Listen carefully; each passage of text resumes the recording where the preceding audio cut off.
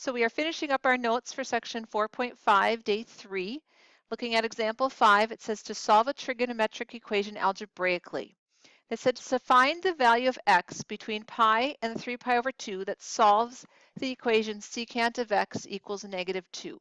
Well, if we want to be between pi and 3 pi over 2, we need to be in quadrant 3. So looking at what we're told, we have the secant of x being negative 2. And we also know, based on that, then the cosine of x, which is just the reciprocal of secant, would be negative 1/2. So they're really asking us to figure out an angle that would have a cosine of negative 1/2, and it would be in quadrant 3. So let's think of our unit circle. In quadrant 1, we have pi over 6. Ordered pair would be root 3 over 2, 1/2. We have pi over 4 with our root 2 over 2's. And we have pi over 3 with 1/2 and root 3 over 2. Okay, so if we want the cosine to be negative 1/2, we're looking for a reference angle of pi over 3.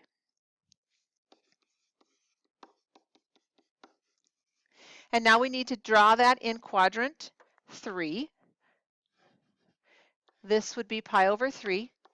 So the whole angle going from 0 here all the way to there would be 4 pi over 3. So that is the value for x, 4 pi over 3.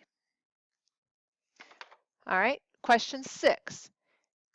I am going to have you pause the video and try these. There's 2 parts to question 6. Go ahead and pause the video, try them, and then start it back up to check.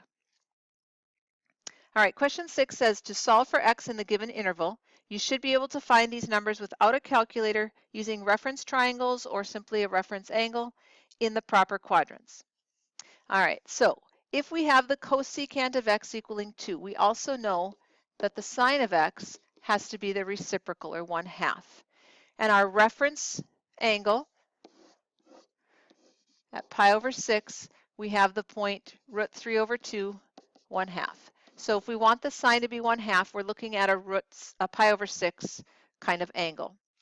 This is telling me that I need to be between pi over 2 and pi. So I need to be in quadrant 2.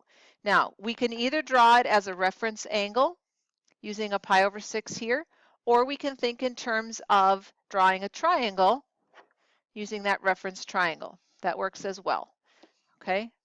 If we look at the reference triangle, we want the sine of that angle to be 1/2. So opposite side would be 1, hypotenuse would be 2, and our missing side would be root 3.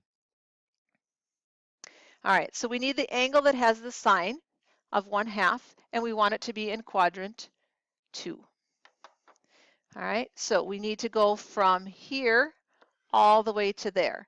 And if our theta, our reference angle, is pi over 6, we need to get from 1 pi back pi over 6, so x would be 5/6 pi, or 5 pi over 6.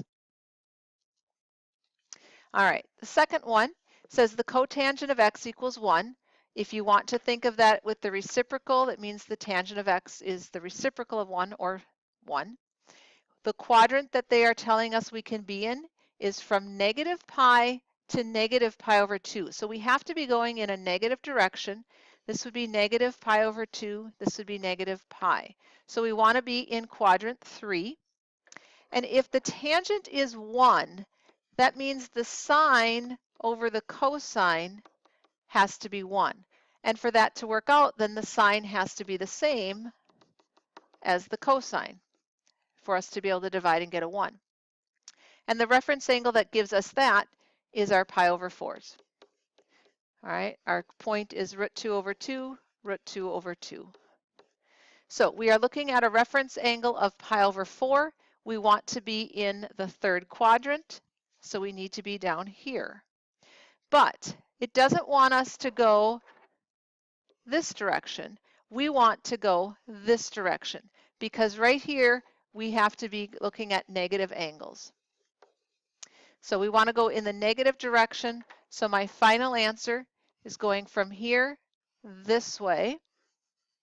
And if this is pi over 4 as a reference angle, then my larger angle would be 3 pi over 4.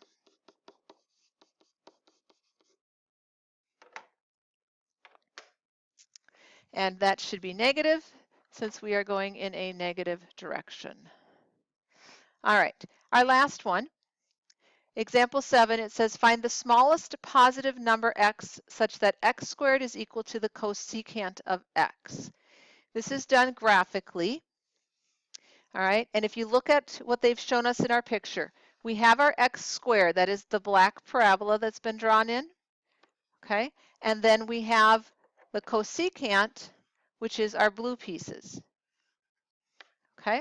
And they said find the smallest positive number such that these two things are equal. That means we're looking for this point. So we would graph it.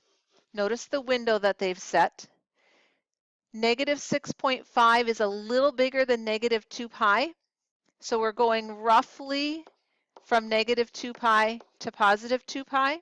2 pi would be 6.28 for our x's. All right, go ahead and graph these two. So we're putting in y1 equals x squared and y2 equals the cosecant of x. Now remember, that is the reciprocal of sine. So we're actually going to type it in as 1 divided by the sine of x. And then use your intersect key. And they should intersect at about 1.068, and that would be radians.